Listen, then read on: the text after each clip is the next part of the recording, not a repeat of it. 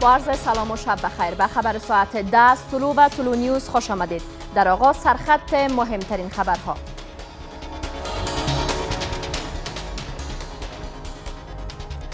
تأخیر در برگزاری نشست دوحه. در دومین نشست شورای رهبری مصالحه افغانستان فیصله شد تا نشست دوحه از 19 تا 21 ماه اپریل برگزار گردد.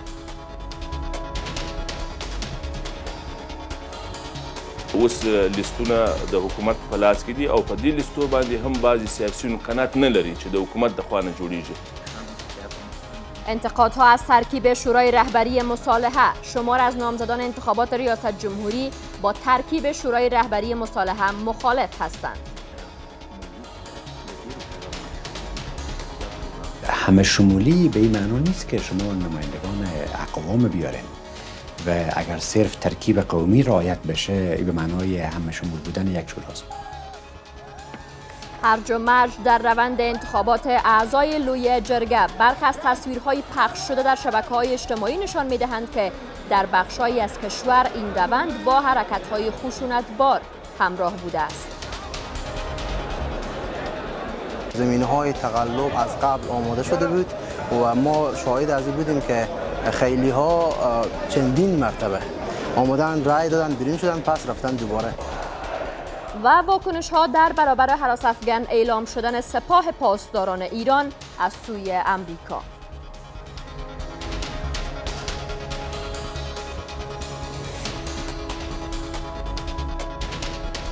من صدف امیری هستم با مشروع خبرهای این ساعت.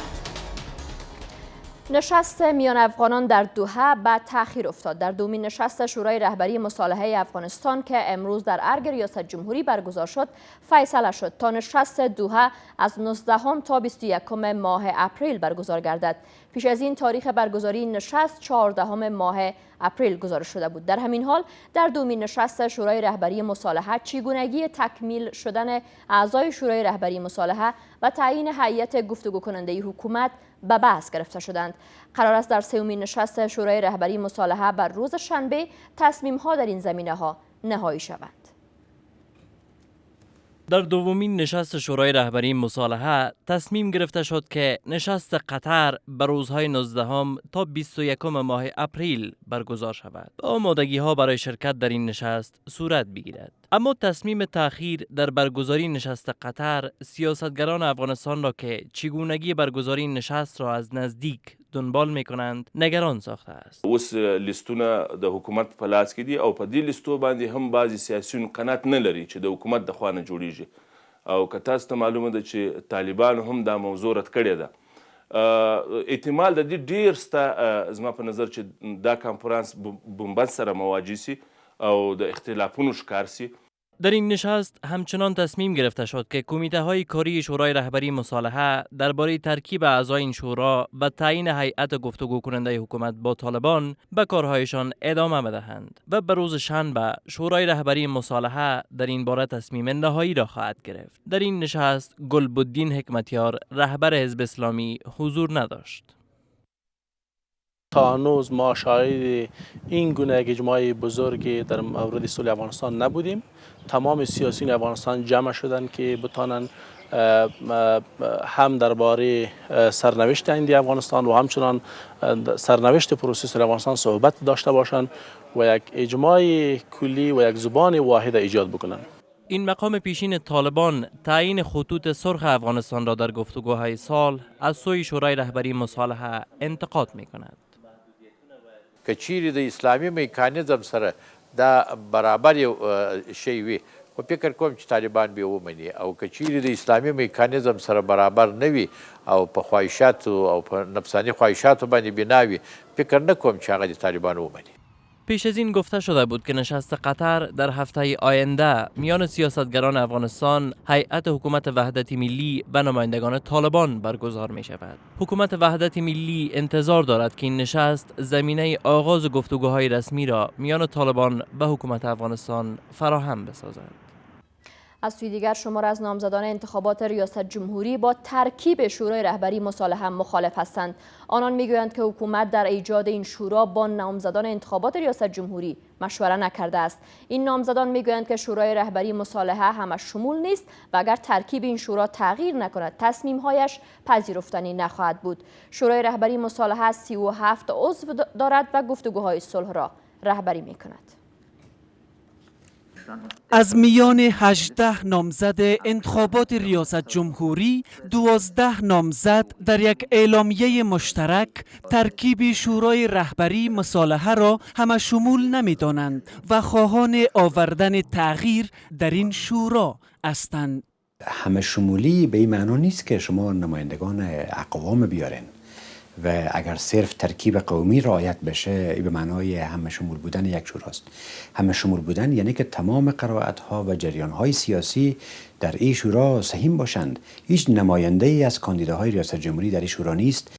محمد حنیف اتمر، احمد ولی مسعود، ابراهیم الکوزی، عبدالحکیم تورسن، رحمت الله نبیل، شهاب حکیمی، شیدا محمد عبدالی، عنایت الله حفیظ، غلام فاروق نجرابی، فرامرز تمنا، نوررحمان لیوال و نورالحق علومی نامزدانی هستند که هشدار می‌دهند که تصمیم‌های شورای رهبری مصالحه با ترکیب کنونی پذیرفتنی نخواهند بود. حکومت متاسفانه په دې رابطه باندې هیڅ ډول مشوره نه ده کړې. د دې علت دا دی چې حکومت غواړي په یو شکل انتقامګیري وکوي او یو غیر ملی تشکیل د دې لپاره اعلان کړي. این در حالی است که 3 عضو برجسته دسته انتخاباتی محمد حنیف اتمر اعضای شورای رهبری مصالحه هستند. دا د سولې او د اعتدال د ټیم موږ اوس هم وایو چې په مشورو کې یا په هغه غونډه کې اشتراک کړی و، خو دا کافي نه دی او زموږ توقع دا ده چې دې مشورو ته لا نور هم دوام ورکول شي او دا کوم لیست چې دوی اعلان کړی و پخوا د دې نه هغه هم تغییر وخورد. شیدا محمد عبدالی میگوید که حکومت باید جایگاه نامزدان انتخابات ریاست جمهوری را در گفتگوهای صلح روشن بسازد. حکومت این موضوع را واضح بسازه. اگر کاندیدا اشتراک میکنه مکانیزم باید بفهمیم.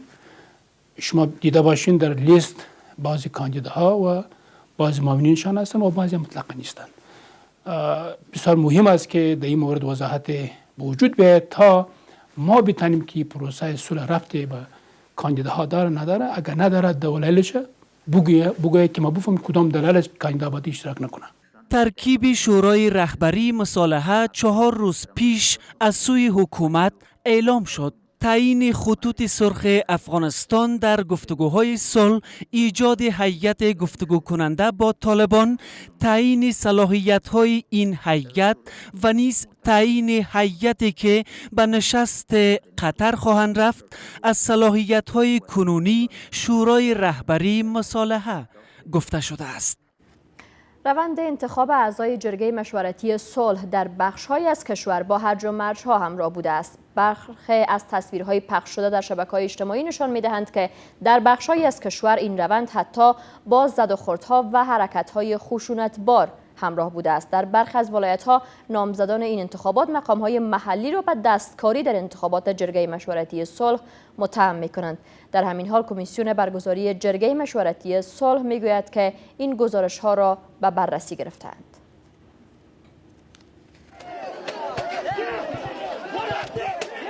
تصویرهایی از انتخابات اعضای جرگه مشورتی در رسانه‌های اجتماعی پخش شدند که نشان می‌دهند این روند در بخش‌هایی از کشور با هرج و مرج‌های همراه بوده است.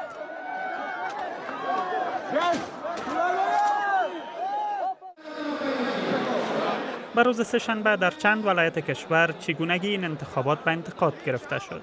هرات یکی از این ولایت‌ها بود.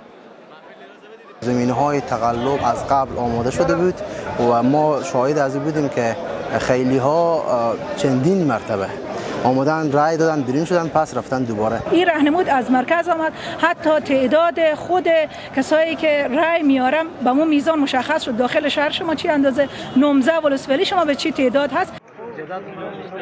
در پایتخت نیز روند گزینش اعضای جرگه مشورتی ناخشنودی‌هایی را به بار آورده است. لاس کرسی چې باید مدني ټولنو ته ورکړلی وای هغه باید انتخابات شي چې انتخابات ونه سول هغه په قرعه کشي باندې تر سره رسول چې هغه کې لاسوهنه وشوه. این همه کمیسیون برگزاری جرگه مشورتی سال را واداشته است که روند انتخاب اعضای این جرگه را دقیق‌تر بررسی کند. صلاحیت نظارت بر روند گزینش اعضا به والی صاحبا دادیم، به ولایت‌ها دادیم که اونا باید نظارت کنه و مرا مطمئن بسازه که انتخابات شفاف و مطابق اصول مقررات صورت میگیره. کمیسیون برگزاری جرگه مشورتی سال میگوید که تا اکنون در حدود 1300 تن از اعضای این جرگه انتخاب شدند. جرگه مشورتی سال بر روز 9 ماه سور امسال با حضور 2500 عضو برگزار خواهد شد. اعضای این جرگه در حال روی چگونگی گفتگوهای سال با طالبان به بحث خواهند پرداخت که گروه طالبان در خبرنامه این جرگه را ساختگی و ناپذیرفتنی خوانده است. رئیس پیشین دبیرخانه شورای عالی صلح بدین باور است که تلاش‌های صلح در کشور با چند نشست به نتیجه نخواهد رسید. محمد اکرم خپلواک در مناظره در طلوع نیوز میگوید که در این روند باید تمامی ابعاد صلح افغانستان در نظر گرفته شوند. در این مناظره رئیس کمیسیون مستقل حقوق بشر میگوید که نگرانی‌های مردم از اوضاع کنونی کشور باید جدی گرفته شوند. او آتش بس را از نیازها در این زمینه می‌داند. در مناظره‌ای که سه‌شنبه شب از طلوع نیوز پخش گردید، چگونگی دورنمای سال و گفتگوهای دوحه به بررسی گرفته شدند. گفتگوهایی که هم درباره نتایج آنها خوشبینی‌های وجود دارند و هم در این زمینه انتقادهای مطرح هستند. وقتی که میخواید مذاکره کنین، یک طرف منسجم است، یک طرف آجندا دارد، استراتژی دارد، یک طرف دیگه شکننده است و سردرگم است و هر کس ساز خود میزنه. قبل از اینکه ما در مورد کی هیئت صحبت کنین، باید در مورد چی هیئت باید صحبت کنین. در این میان رئیس پیشین دبیرخانه شورای عالی سال بدین باور است که پرداختن به گفتگوهای سال زمان بیشتری خواهد گرفت. په داسې اسانه توګه هم نه ده چې ځینې خلکو فرض کړې ده چې په ډېره دوه دریو کانفرانسونو یا غونډو کې به دا نتیجه ورکړي، ځکه چې یوې داخلي بعد د افغانستان د سولې منطقوي ابعاد دي او نړیوال اغېز دي. خوشبختي هم دا ده چې منطقوي او نړیوال کاملا په اجماع کې دي. و اما کمیسیون مستقل حقوق بشر توجه به نگرانی‌های مردم را از اوضاع کنونی کشور از نیازهای اصلی می‌داند. شما فقط از دکان‌های کونه فروشی حد زده میتونین که چقدر مردم عالم خانه و چند تا توشک و بالشت اینایی که داره میفروشن و در صدد گریز از افغانستان است. این نشان میده که مردم افغانستان نگران است. انتظار می رود که در هفته آینده در قطر نشست میان سیاستگران افغانستان، هیئت حکومت وحدت ملی و نمایندگان طالبان برگزار شود. کابل به این نشست همچون زمینه سازی از بر آغاز گفتگوهای رسمی حکومت با طالبان می نگرد.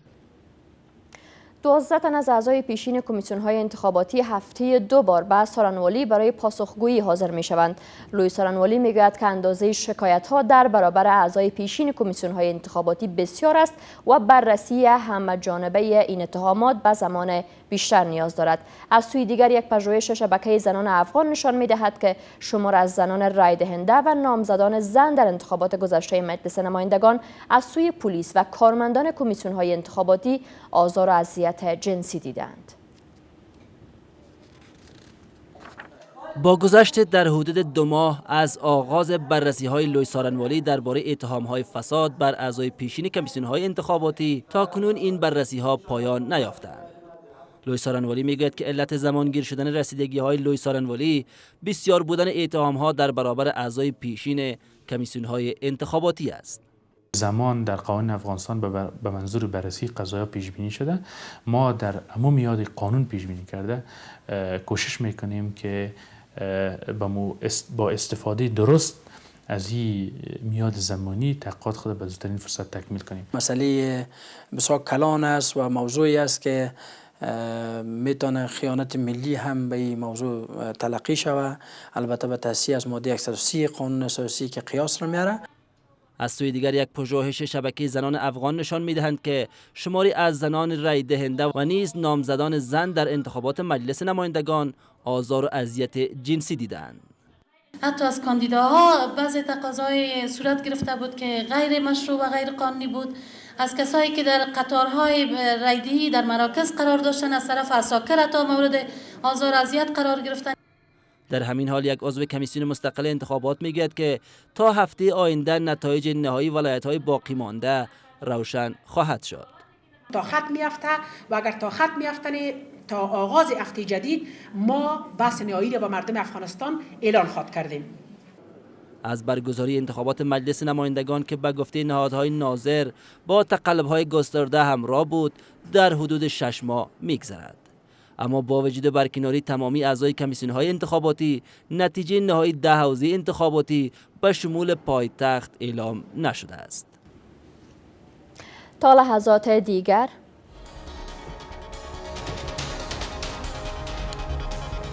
انتقادها از نهایی نشدن پرونده بدرفتاری با دختران فوتبال باز.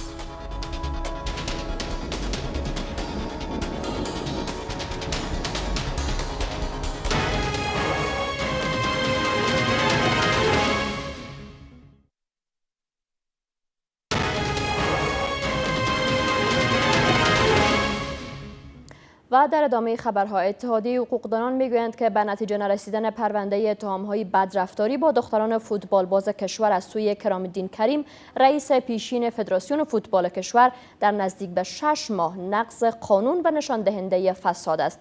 دیدبان شفافیت به نتیجه نرسیدن این بررسی‌ها را نبود یک نهاد ویژه مبارزه با فساد می‌داند.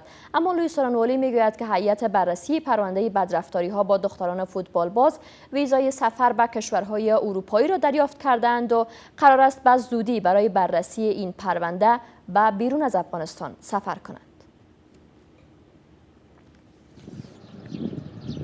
لوئیس سارانوالی کشور در حدود 6 ماه پیش بررسی‌ها را درباره اتهام‌های بدرفتاری کرام‌الدین کریم رئیس پیشین فدراسیون فوتبال آغاز کرد، اما هنوز همین پرونده به نتیجه نرسیده است. اتحادیه حقوقدانان میگوید که بر بنیاد ماده 194 قانون جزا متهم باید توقیف میشد و بررسی‌ها نیز در 180 روز پایان میافتند. ما فکر نمی کنم که جرم به حد مغلق باشه که بیش از 6 ماه یا حدود 6 ماه گذشته باشه و او هم در رابطه به نتایجش کدام نتیجه به دست نبیاید. دیدبان شفافیت از آنچه که برخورد سلیقه‌ای حکومت در برابر برخی از پرونده‌های مربوط به مقام‌های برحال و پیشین و افراد پرنفوذ میگوید انتقاد میکند و می‌افزاید که در چند سال گذشته در حدود 2000 پرونده فساد از سوی نهادهای مبارزه با فساد به لوئیس سارانوالی فرستاده شدند. مهمترین پرونده هایی که برای ما پرسش برانگیز هست پرونده های وزرا هست، معینا هست، وکلای اسبق و فعلی پارلمان هستند. لوئیس سارانوالی میگوید که این نهاد تاکنون از 30 تن بازپرسی کرده است و بررسی ها در داخل کشور پایان یافتند، اما هیئت بررسی کننده برای بررسی های بیشتر باید به بیرون از کشور نیز برود. ویزا به دست هیئت تحقیق قرار گرفته، عنقریب اینا عازم کشورها خواهد شدن. پس از بررسی هایشان در کشورهایی که از قبل تعیین شده، در صورتی که نیاز به بررسی دوباره در افغانستان نداشته باشه یا کدام مورد یا دلیل جدید در افغانستان پیدا نشه، اونا تصمیم خود در قبال قضیه اتخاذ خواهند کرد. در ماه قوس پارسال خالده پوپل مربی پیشین تیم ملی فوتبال دختران کشور ادعا کرد که شماری از مسئولان فدراسیون فوتبال به ویژه کرام‌الدین کریم رئیس این فدراسیون برخی از دختران فوتبال باز را مورد آزار و اذیت جنسی قرار دادند. تا لحظات دیگر احتمال بارندگی‌های شدید در 1 ماه آینده در کشور.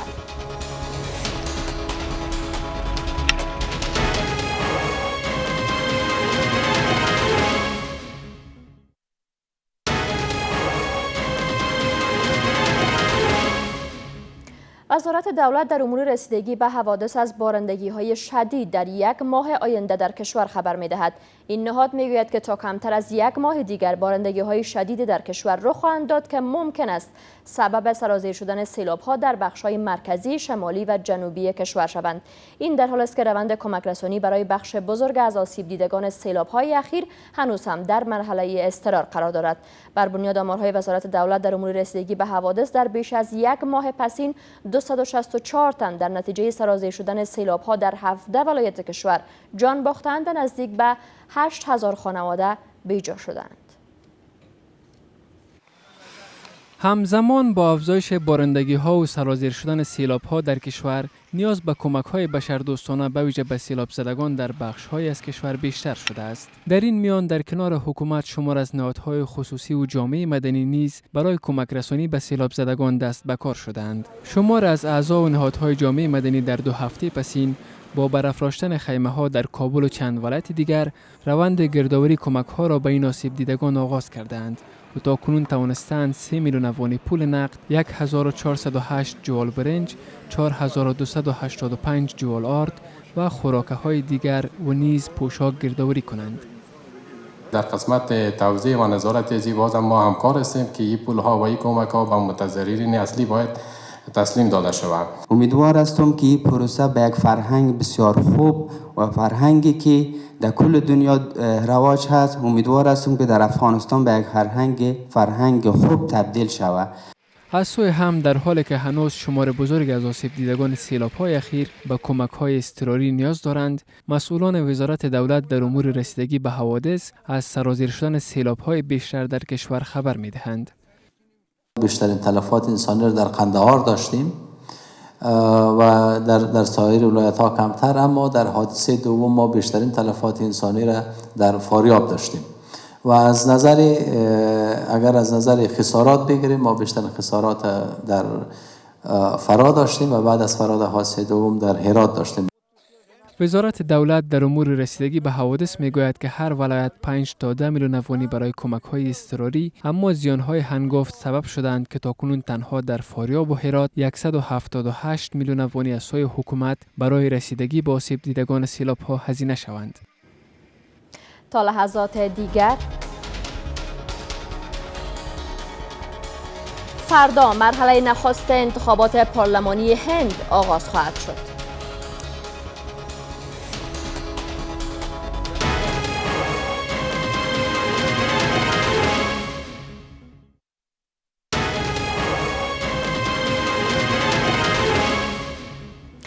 ایران پشتیبانی عربستان سعودی و بحرین را از گنجانیده شدن نام سپاه پاسداران در فهرست گروه‌های هراس افکن از سوی ایالات متحده نکوهش می‌کند.